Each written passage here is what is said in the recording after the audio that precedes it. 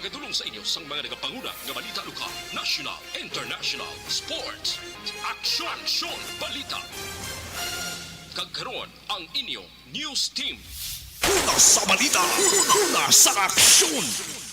Aksyon Balita, Sunday Edition. Sa aksyon!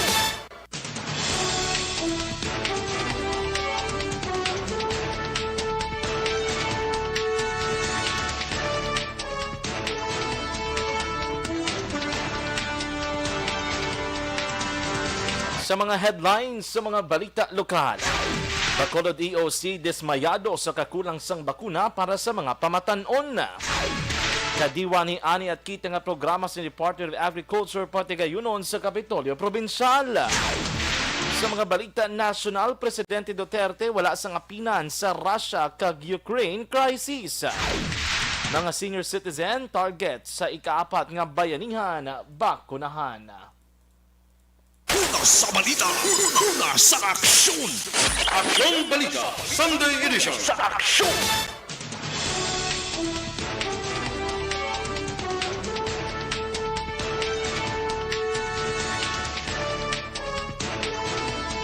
Maayong hapon, Luzon, Visayas kag Mindanao. Welcome sa pagpangalagad sa Aksyon Balita Sunday Evening Edition.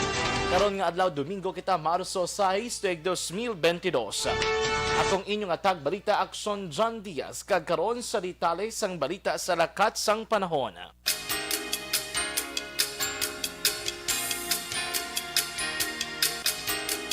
Isa ka low pressure area ang nasipatan sa Surigao del Sur kag ginalauman nga magadalas ang lapta-lapta nga pag-ulan sa Visayas kag sa Mindanao. Sunod sa pag-asa, ang LPA ang nakitaan sa 420 kilometro na sidlangan sa ginatuan Surigao del Sur.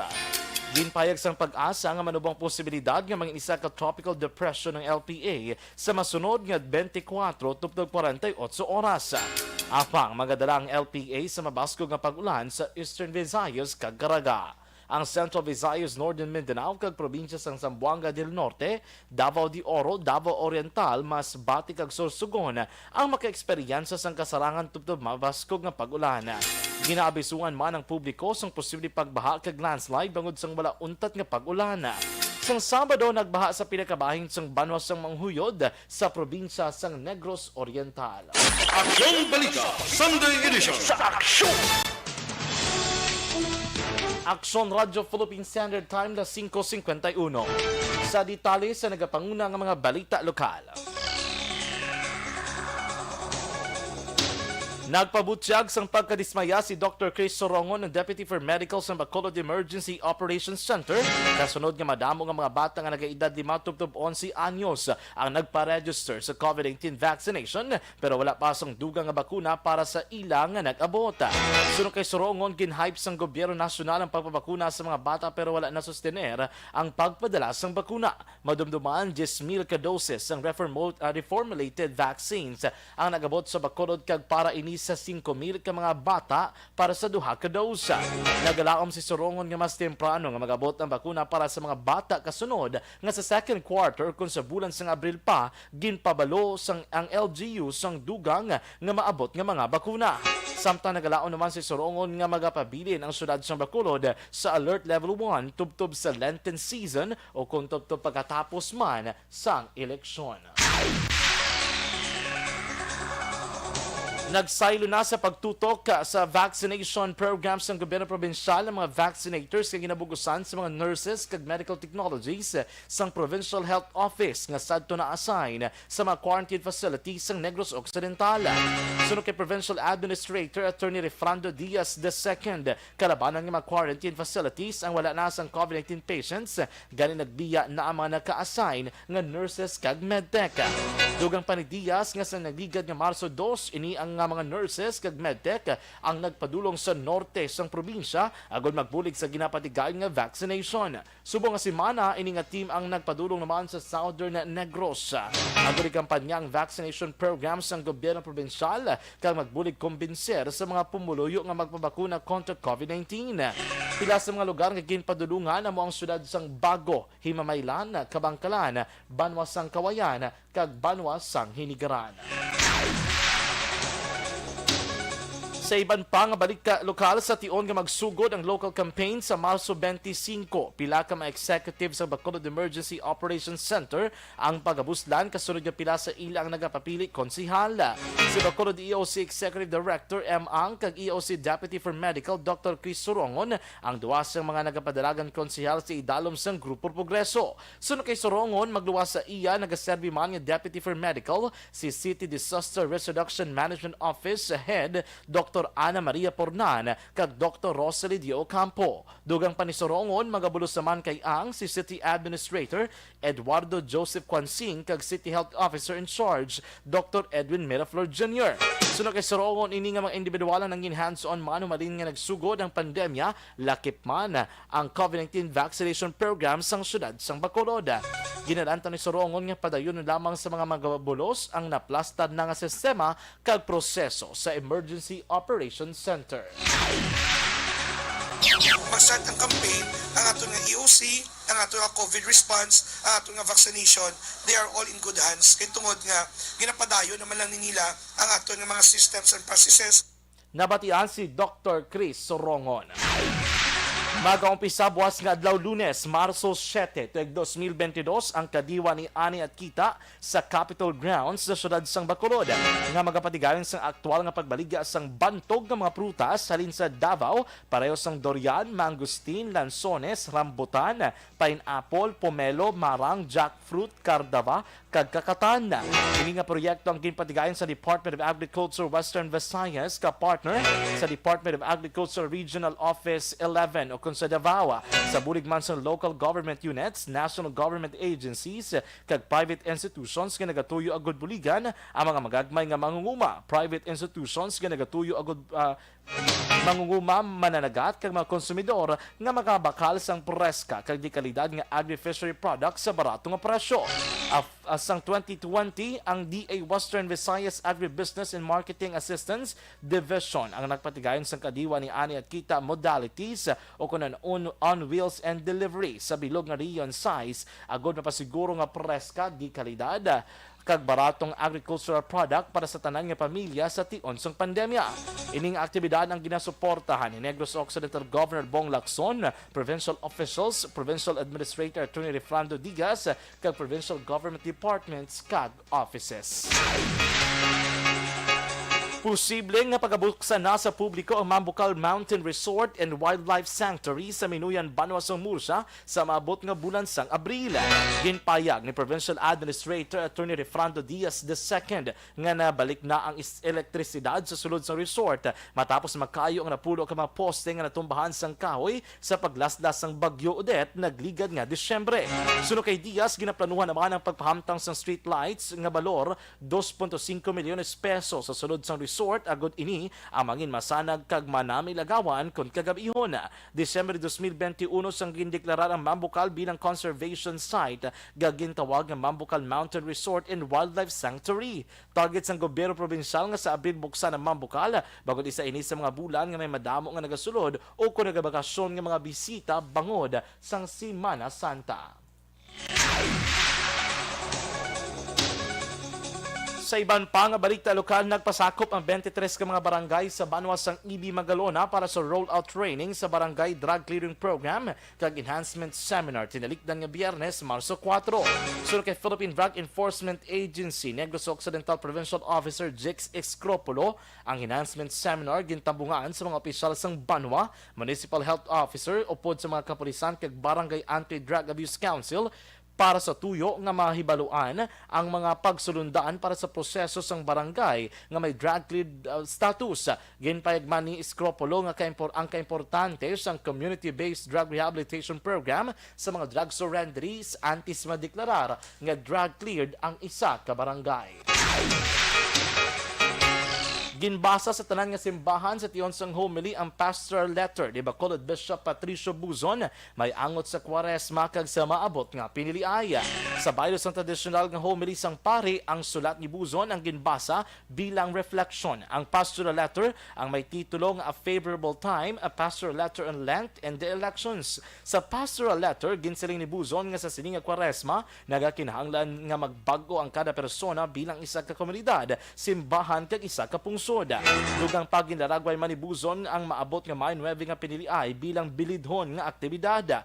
Ginapanawagan manibuzon nga punggan ang pamulitika nga nasandig sa pagpamakal sang boto, korupsyon o kung pagpangawat sa gobyerno. Naibaluan sa kada tion sang Kwaresma o kung eleksyon, nagapagwa sang pastor letter ang simbahan. Patay ang 24 anyos nga tapasero matapos ginbuno sang iya pagkaisa sa Senda Shason, Barangay Sibocao, Banwa sang San Enrique, Negros Occidental, las 7:30 kagabi Sabado, Marso 5, 2022.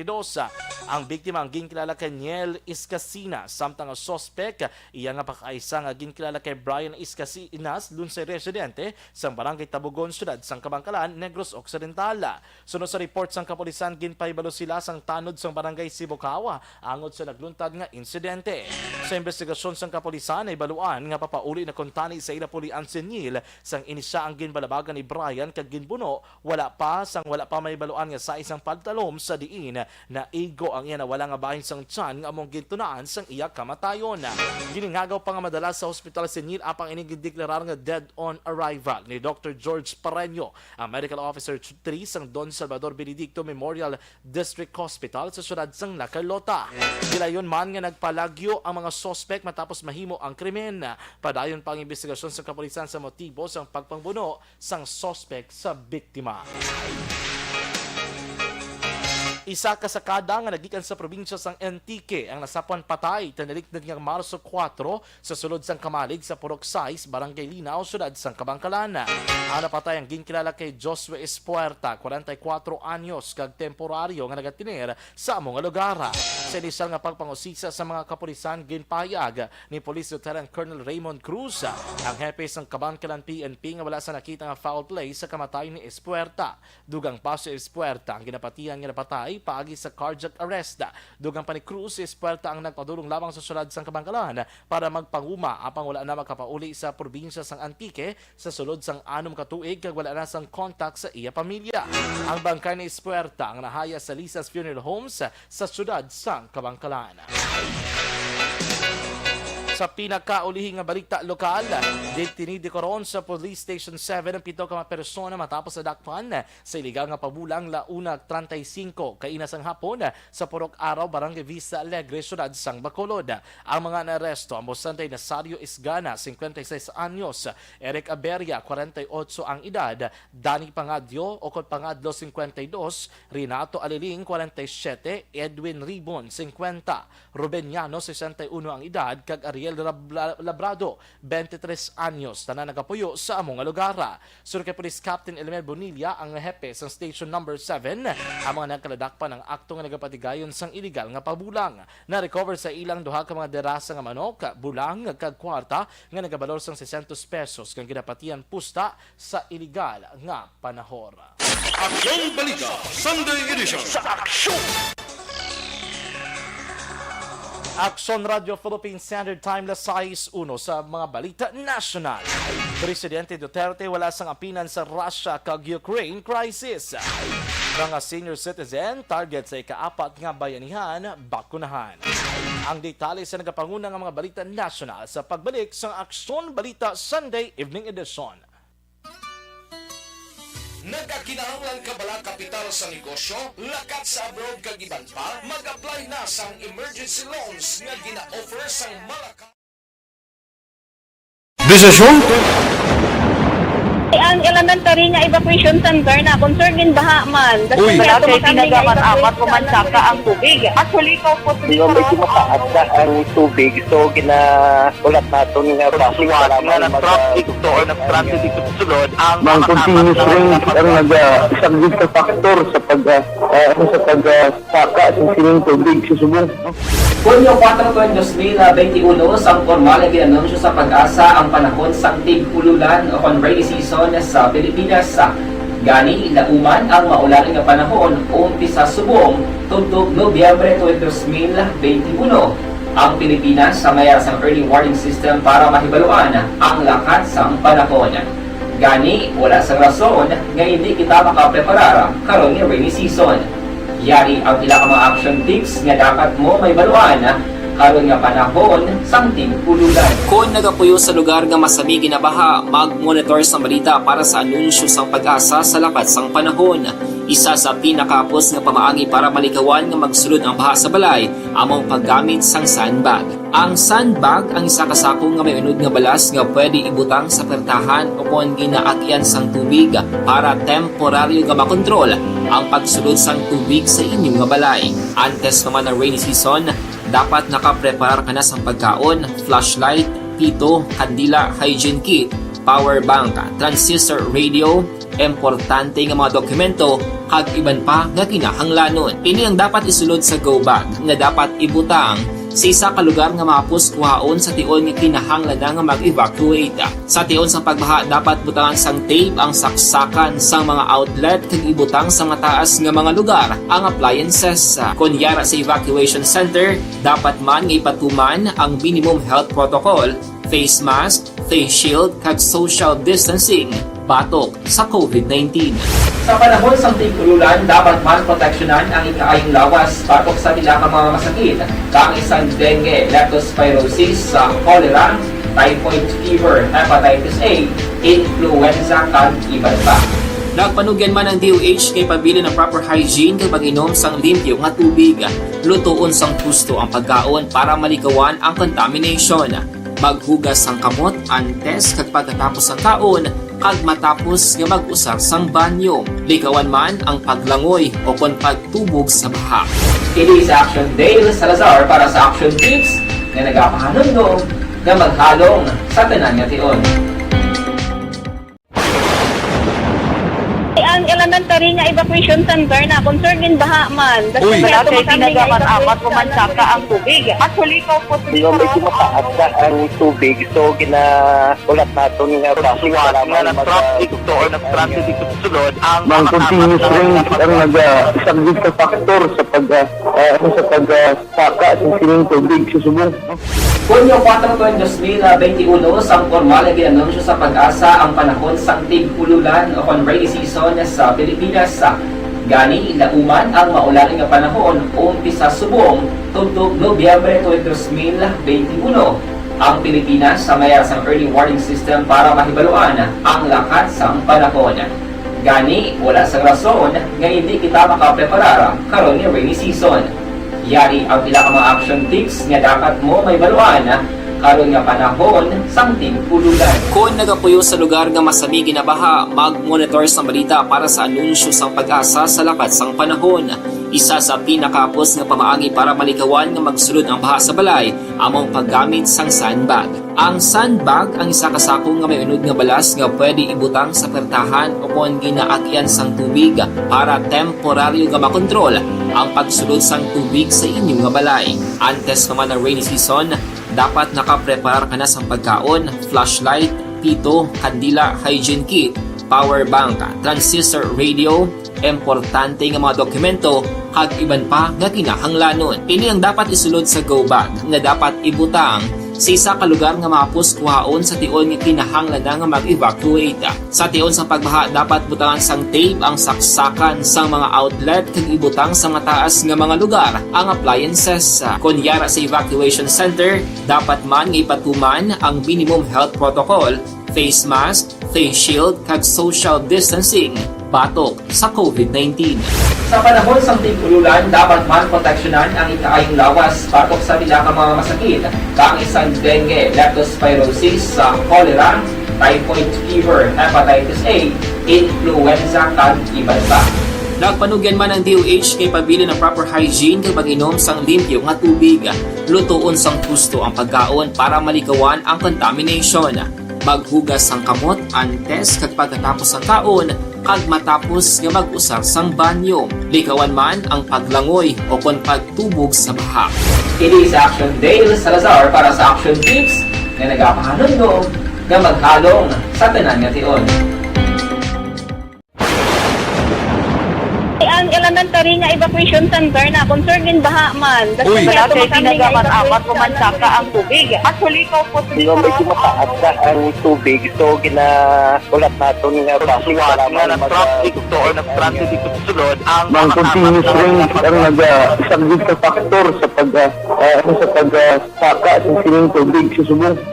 Hunyo 4, 2021, sang formal na ginanunsyo sa pag-asa ang panahon sa tig-ululan o rainy season sa Pilipinas.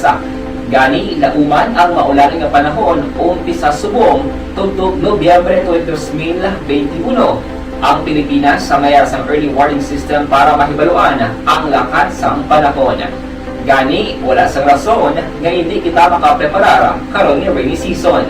Yari ang pila ka mga action tips nga dapat mo may baluan karon nga panahon sang tig-ululan. Kung nagapuyo sa lugar nga masami ginabaha, mag-monitor sa balita para sa anunsyo sang pag-asa sa lakat sang panahon.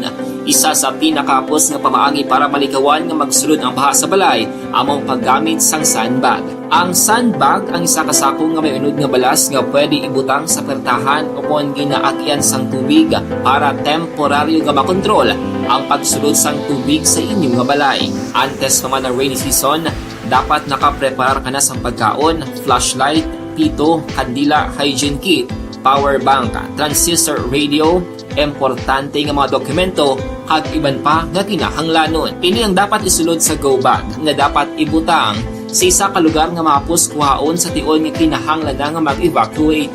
Sa tion sa pagbaha dapat butangan sang tape ang saksakan sang mga outlet kag ibutang sa mataas nga mga lugar ang appliances. Kunyara sa evacuation center, dapat man nga ipatuman ang minimum health protocol, face mask, face shield kag social distancing batok sa COVID-19. Sa panahon sa tig-ululan, dapat man proteksyonan ang ikaayong lawas batok sa pila ka mga masakit, kang isang dengue, leptospirosis, cholera, typhoid fever, hepatitis A, influenza kag iban pa. Nagpanugyan man ang DOH kay pabili ng proper hygiene kay pag-inom sang limpyo nga tubig. Lutuon sang husto ang pagkaon para malikawan ang contamination. Maghugas sang kamot antes kag pagkatapos ang kaon kag matapos nga mag-usar sang banyo. Likawan man ang paglangoy o kon pagtubog sa baha. Kini sa Action Dale Salazar para sa Action Tips nga nagapahanundong nga maghalong sa tanan nga tion. Ang elementary nga evacuation center na concern din baha man. Uy. Wala kay ginagaman apat kumansaka ang tubig. Actually, ikaw po sa Yung medyo mataas na ang tubig, so ginaulat natin nga basic para nga ng traffic to or ng traffic dito sa sulod ang Mang continuous rain ang nag-subject sa factor sa pagsaka sa sining tubig sa subong. Hunyo 4, 2021, sang formal na ginanunsyo sa pag-asa ang panahon sa tig-ululan o rainy season sa Pilipinas. Gani, lauman ang maulan nga panahon umpisa subong tugtog Nobyembre 2021. Ang Pilipinas sa mayar sang early warning system para mahibaluan ang lakat sang panahon. Gani, wala sang rason nga hindi kita makapreparar karon nga rainy season. Yari ang pila ka mga action tips nga dapat mo may baluan karon nga panahon sang tig-ululan. Kung nagapuyo sa lugar nga masami ginabaha, mag-monitor sa balita para sa anunsyo sang pag-asa sa lakat sang panahon. Isa sa pinakapos nga pamaagi para malikawan nga magsulod ang baha sa balay among paggamit sang sandbag. Ang sandbag ang isa ka sako nga may unod nga balas nga pwede ibutang sa pertahan o kung ginaakyan sang tubig para temporaryo nga makontrol ang pagsulod sang tubig sa inyong nga balay. Antes naman ng rainy season, dapat nakaprepare ka na sa pagkaon, Sunday edition sa aksyon.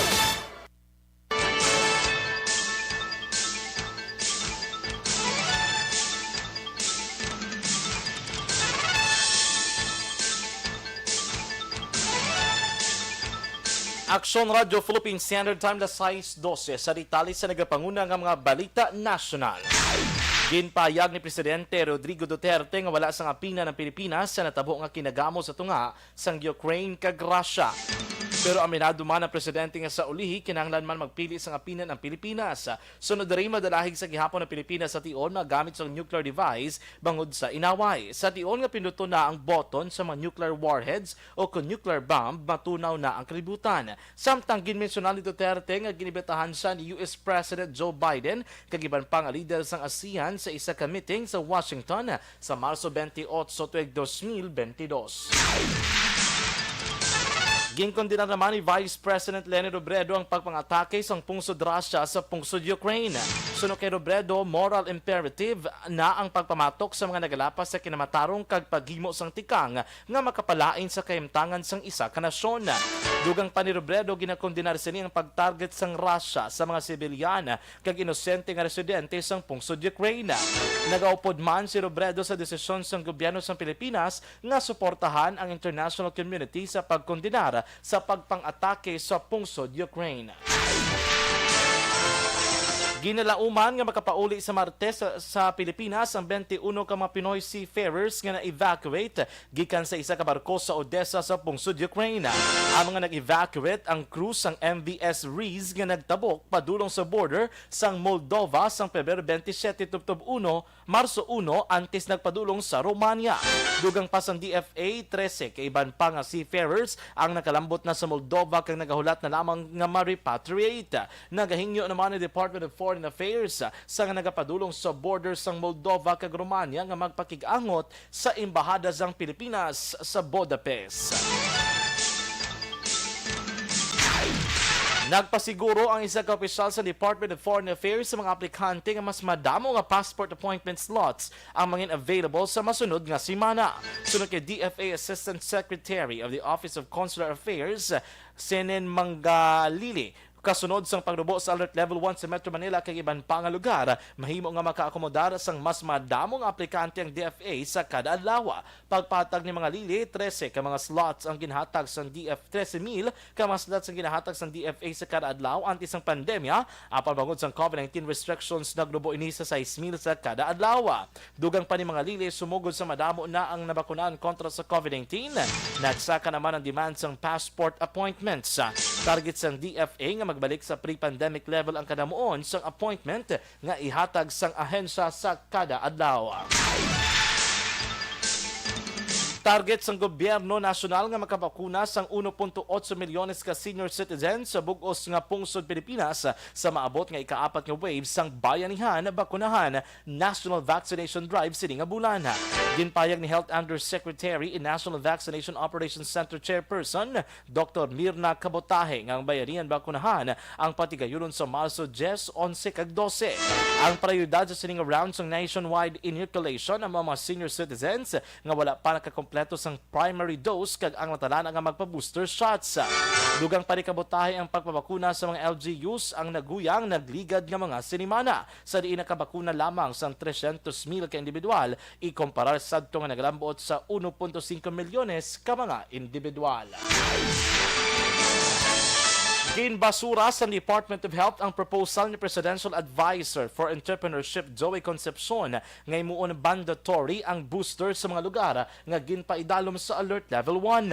Sunod kay DOH Undersecretary in National Vaccination Operations Center Head Mirna Cabotaje, ang mahimo lamang subong sa gobyerno amo ang pagpalapnaw sang husto ka matuod nga impormasyon may angot sa benepisyo sang bakuna kag ginhiuon ang publiko nga magpa-booster shot.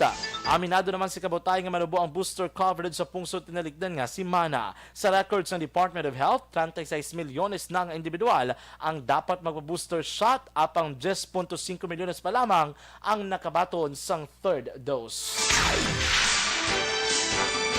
Nakarecord sang 870 kabagong nga kaso sang COVID-19 ang pungsod Pilipinas kag nagdala sa kabilugan nga 3,667,542. Samtang 1,433 naman ang nakarecover sa COVID-19 kag dala sa kabilugan nga 3,561,726. May 144 na naman nga report nga napatay bangod sa COVID-19 kag ang death toll ang nagdangat na sa 57,023. Sa karon 48,773 ang aktibo nga kaso sang COVID-19 sa Pilipinas. Pito ka mga legislative measures ang ginaduso sang Bangko Sentral ng Pilipinas sa 18th Congress bilang kabahin sang reforma sa pagsuporta sa economic recovery sa pungsod bangod sa COVID-19 pandemic. Sunod kay BSP Governor Benjamin Jokno, padayon sa karon ang nga nagapakig-angot ang mga opisyal sang BSP sa Senado kag House of Representatives, mga ahensya sang gobyerno kag iban pang stakeholders sa gulpapasara ang pito ka mga hagna. Dugang pa ni Jokno, tinutuyo sang mga ginaduso nga hagna ang pagbabakod sa financial system sang pungsod, financial inclusion, pagpasanyog sang financial services, kag suportahan ang economic recovery. Sa karon aprobado na sang Senado ang ikatatlo kag uli nga pagbasa ang Financial Consumer Protection Act o FCPA, Agriculture, Fisheries and Rural Development Financing Enhancement Act of 2022 o konang Agri-Agra-Bill, kag ang pag-amyenda sa Philippine Deposit Insurance Corporation o kon PDIC Charter Bill.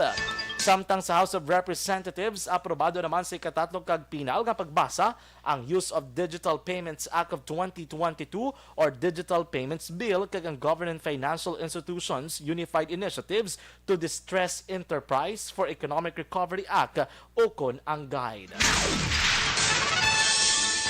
Sa iban pa nga balita, nasyonal gintudlo ni Charlie atong ang mga anay opisyal sang gobyerno kalakip na ang isa ka retirado nga hepe sang Philippine National Police kag karon kongresista nga ginaligar nagahimbo nanay o kuno binuligay batok sa iya sa pag-uyat niya sang pinakadako nga online sabong operation sa pungsod.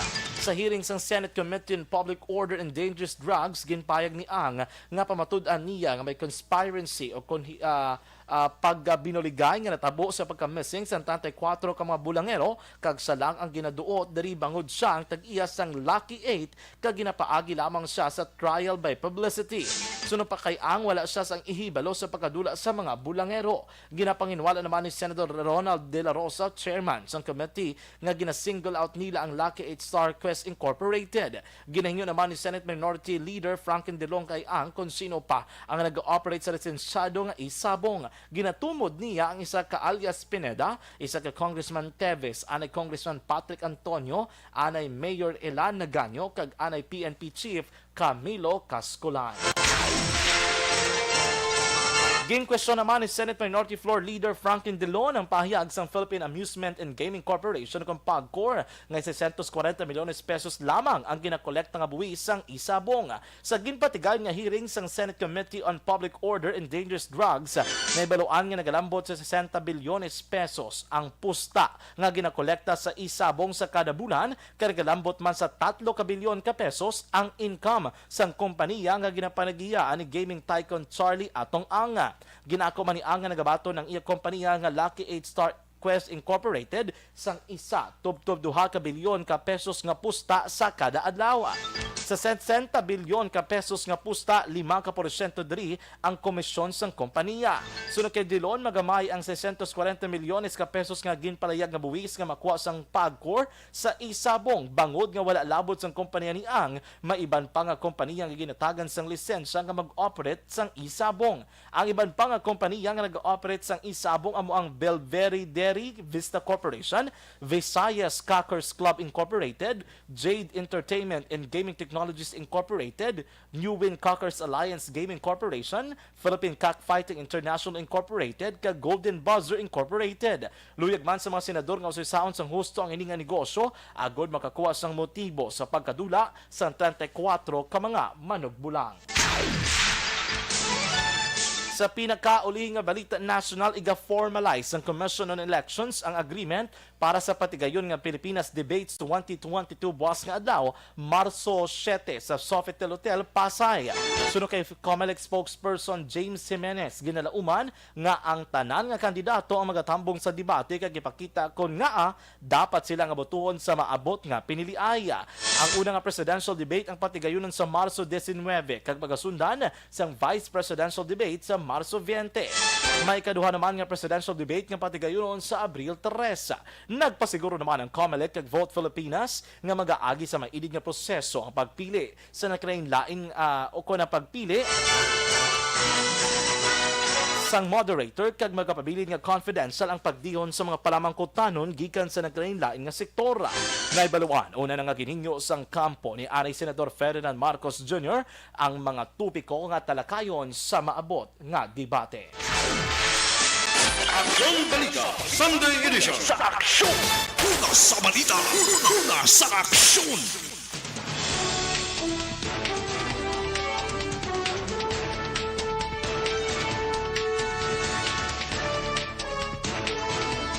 Aksyon Radio Philippines Standard Time la 6:22. Good evening kay Ana Sinoro. God bless you as well, Ma'am Ana Sinoro. Oy, pare Bia Jonathan. Ginatamyo lang ko si Ma'am Vanessa Mayo and Ma'am Jinky Dialagdon. Good evening. Sir Jerel Gadudo, Melvin Pinafiel. Good evening sa inyo tanan. Kag inyo nabatian ang kapangunang mga balita lokal kag national diri sa Aksyon Balita Sunday Evening Edition. Karon nga adlaw Domingo, Marso 6, tuig 2022. Standby na sa mga masunod nga programa sa Aksyon Radyo Bacolod. Sa libat akong inyong atag balita Aksyon John Diaz nga nagasiling sa tutaran nga mga kaaksyon sa lingkaman nga bahin sang Pinas. Laboton ka sa amon balita kag serbisyo. Sama-sama tayo Pilipino. Una sa balita, una sa aksyon sa Bacolod, Aksyon Radyo.